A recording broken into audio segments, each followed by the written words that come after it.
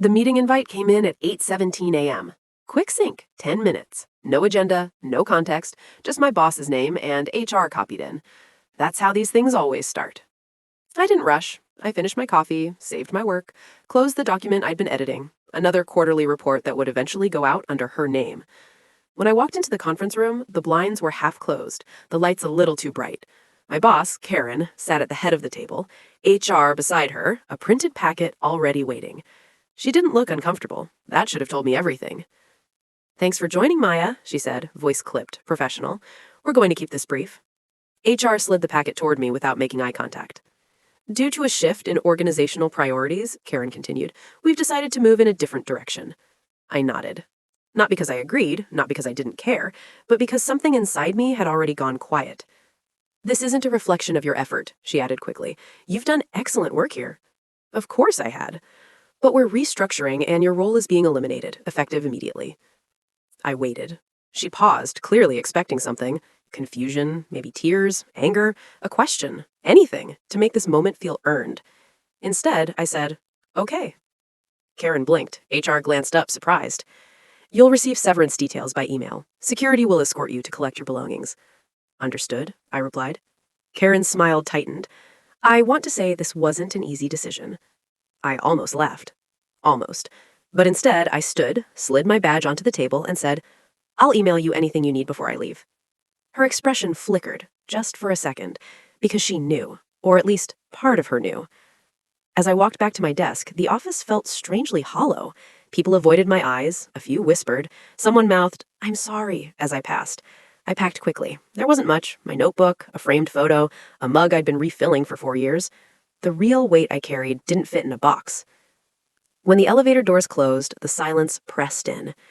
And then, relief. Not joy, not triumph, just relief.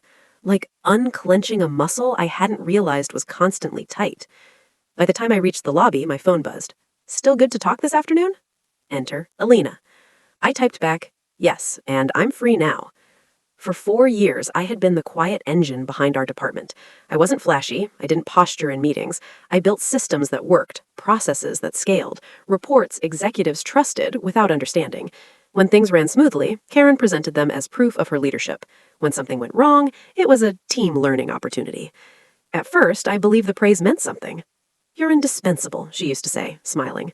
I didn't realize that was a warning. When I was hired, the role was supposed to be collaborative, a small team, shared ownership. Karen talked about mentorship, growth, visibility. By year 2, the team was gone. Budget cuts, attrition, temporary freezes. Every responsibility quietly slid onto my plate. I documented everything, built redundancies, asked for help before I needed it. "Next quarter," Karen would say. "Let's see how the numbers shake out. You're handling it so well." I stopped asking. When quarterly reviews came around, Karen presented my work flawlessly. My charts, my projections, my risk assessments. She spoke with confidence, fielded questions, took notes. Afterward, she'd stop by my desk. "Great job," she'd say. They loved our presentation.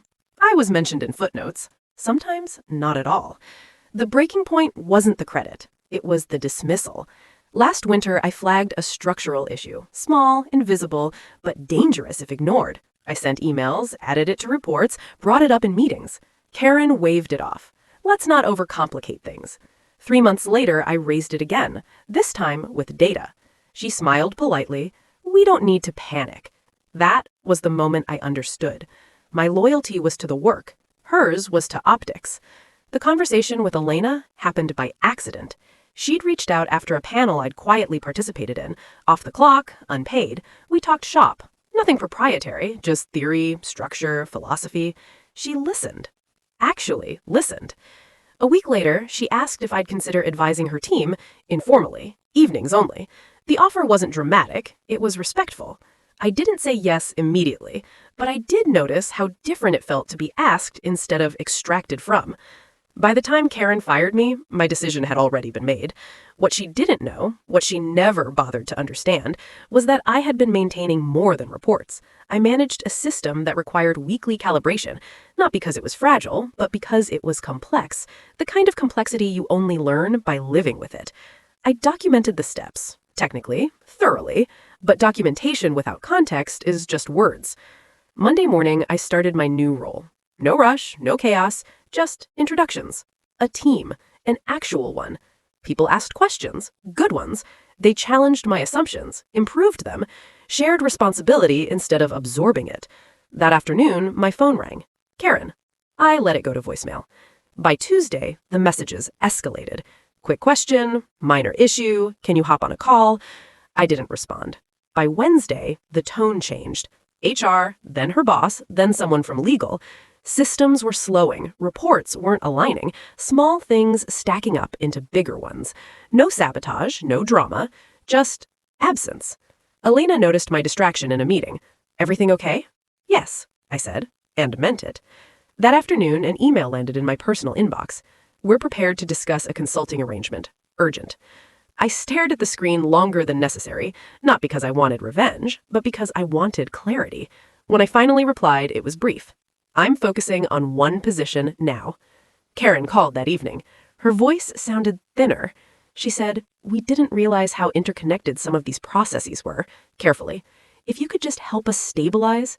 "I warned you," I replied. Not angrily, just factually. Silence. "I know," she said. By Friday, the problems were public. Nothing catastrophic, but visible enough. Elena pulled me aside. "They've reached out to us," she said, "asking if you'd consider short-term guidance. Did you respond?"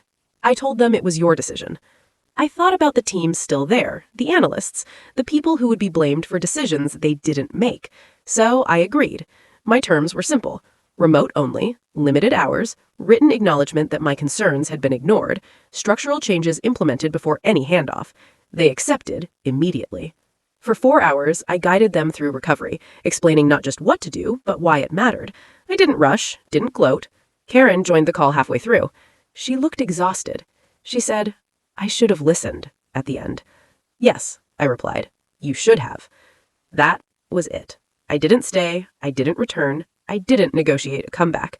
Monday morning, I was back with my new team, finalizing a project that belonged to all of us.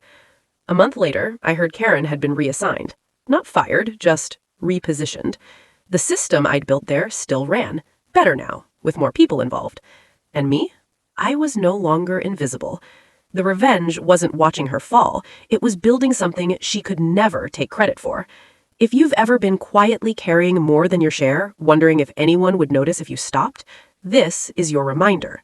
They always notice, just not always in time.